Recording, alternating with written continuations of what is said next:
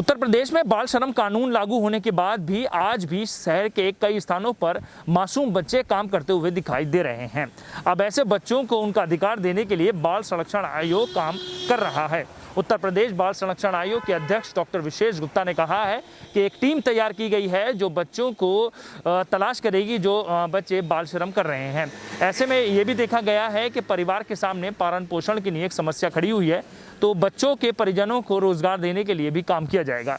Doctor विशेष गुप्ता का ये कहना है कि उद्देश्य ये है कि बच्चों को उनका अधिकार मिले और सभी लोगों को आगे बढ़ाने का काम किया जाए। उत्तर प्रदेश में बाल श्रम कानून लागू हुए काफी समय हो चुका, मगर इसके बावजूद भी आज भी नाबालिग बच्चे शहर के कई स्थानों पर काम करते हुए दिखाई दे सकते हैं, जहां उनका बचपन दम तोड़ता हुआ दिखाई दे रहा है।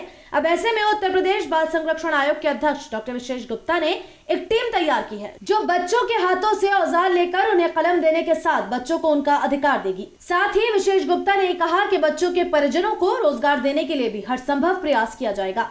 मुरादाबाद जनपद के हर चौराहे और गलियों में मासूम बच्चे काम करते हुए दिखाई दे रहे हैं। इन मासूम बच्चों को काम करता देख हर किसी की आंखें नम हो जाएंगी, मगर देखा गया है कि परिवार का खर्च पूरा करने के लिए छोटे बच्चों को काम पर लगा दिया जाता है और छोटे बच्चे अपने बचपन का गला घोटकर काम करने पर लग जाते हैं। ऐसे नजारे शहर के कई स्थानों पर सिटी चैनल के कैमरे में देखे गए और सभी को ये संदेश देने का काम किया गया कि मासूम बच्चों को बाल श्रम से आजादी दी जाए। उत्तर प्रदेश बाल संरक्षण आयोग के अध्यक्ष डॉक्टर विशेष गुप्ता का ये कहना है कि देखा गया है कि बच्चे काम रोजगार में लगे हुए हैं। अब ऐसे में परिवार के सामने भी एक समस्या यह है कि घर का पालन पोषण करने के लिए पैसे की कमी है। इसी अभाव में बच्चों को काम पर लगाया जाता है। उत्तर प्रदेश बाल संरक्षण आयोग अब ऐसे बच्चों को पढ़ने का अधिकार देने के साथ साथ उनको हर संभव मदद देने के लिए काम करेगा।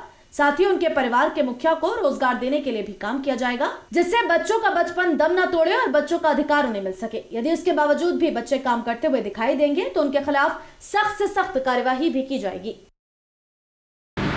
बहुत तेजी से उस पर एक टास्क फोर्स बनी है। आज ये निर्णय लिया गया है कि ऐसे जो टास्क फोर्स वाले केवल विभाग के लोग नहीं जाएंगे, बल्कि उसमें बाल कल्याण समिति भी, उसमें district child protection committee, child line भी साथ में जाएगी, ताकि ऐसे बच्चे जो ढाबे पर काम कर रहे हैं वो नीड केयर प्रोटेक्शन वाले, यानी उनको इमीडिएट आवश्यकता है, आर्थिक आवश्यकता है, उनको पोषण की आवश्यकता है, उनको पढ़ाई की आवश्यकता है, उसका डाटा कलेक्ट किया जा रहा है। और कहा गया है, आज स्पष्ट निर्देश दिए गए हैं कि आज कम से कम मुरादाबाद मंडल की बैठक थी, तो यहाँ ये स्पष्ट कहा गया है कि ऐसे बच्चों को निरीक्षण करके रेस्क्यू कराएं।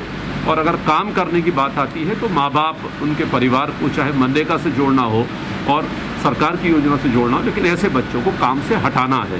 तो आज ये निर्देश जारी कर दिए गए। एक निर्देश और जारी किया गया, आज हमने ड्रग इंस्पेक्टर और आबकारी विभाग से भी बुलाए थे। पिछले दिनों ये देखने में आया है कि कुछ बच्चे, जैसे ही लॉकडाउन खुला, कुछ बच्चे लाइन में लेके यहाँ जो मध्य पान करते हुए पाए गए या वहाँ से शराब खरीदते हुए पाए गए या नशे के तमाम हमारे पास वीडियो आए थे, तो उनसे स्पष्ट निर्देश दिए गए हैं कि जो स्कूल हैं उनके 200 मीटर की दूरी पर किसी भी प्रकार की दवाई, किसी प्रकार की ड्रग, किसी प्रकार का पेय पदार्थ, और वहाँ अगर धूम्रपान इस तरह की व्यवस्था रहती है तो उसके लिए आप जिम्मेदार होंगे।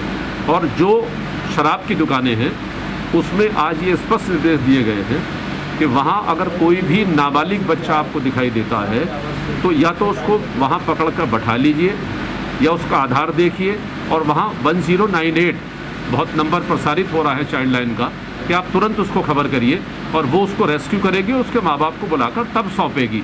तो इस तरीके की व्यवस्थाएं हम लोग चाक चौबंद करना चाहते हैं, ताकि हमारी जो पीढ़ी है, हमारे जो नाबालिग बच्चे हैं, वो पुनर्वासित हो सकें, हमारे बुरी दुर्गुणों से बच सकें और अपने परिवारों में पढ़ाई लिखाई के साथ एक अच्छा नागरिक बन सकें।